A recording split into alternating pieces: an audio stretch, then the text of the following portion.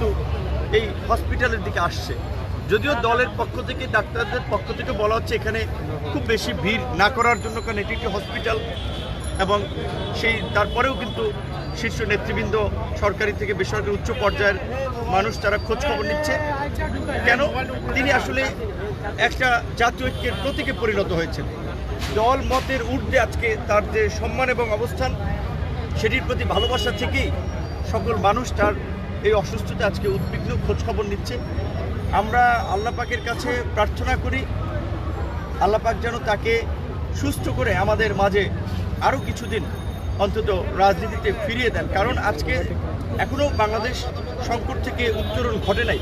সামনে নির্বাচন আছে, নির্বাচন নিয়েও নানান ধরনের সংকট আছে, পরিস্থিতি ঘোলাটে হচ্ছে।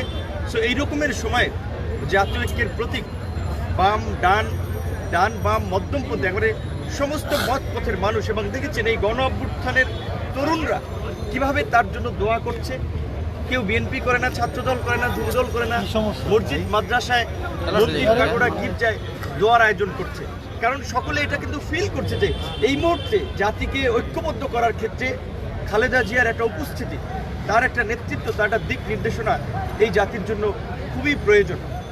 তো কিছুদিন আগে সশস্ত্র বাহিনী দিবসে আসলে আমাদের সাথে যখন দেখা হয়েছে, সুস্থ মানুষ হিসেবেই তিনি সেখানে গিয়েছেন। তবে সেখানে আসলে সেই সময় ডাক্তারদের কাছে আমরা শুনেছিলাম একেবারেই খুব বেশি ভালো বোধ করছিলেন না, বাট তারপরেও সশস্ত্র বাহিনী দিবসের প্রোগ্রামে সশস্ত্র বাহিনীর পরিবারের সদস্য হিসেবে তিনি কিন্তু সেখানে গিয়েছিলেন, এবং তারপর থেকে একটু তার শারীরিক কন্ডিশন খারাপ হচ্ছিল। মেডিকেল বোর্ডের সদস্যদের সাথে কথা হয়েছে কিনা, বা ম্যাডামের সাথে কোনো কথা হয়েছে কিনা? ম্যাডামের সাথে তো আসলে ওইভাবে তার ডাক্তার ব্যতীত কারোই কথা বলার সুযোগ নাই, এবং এই মুহূর্তে তাকে কথা বলতে দেওয়া হয়নি।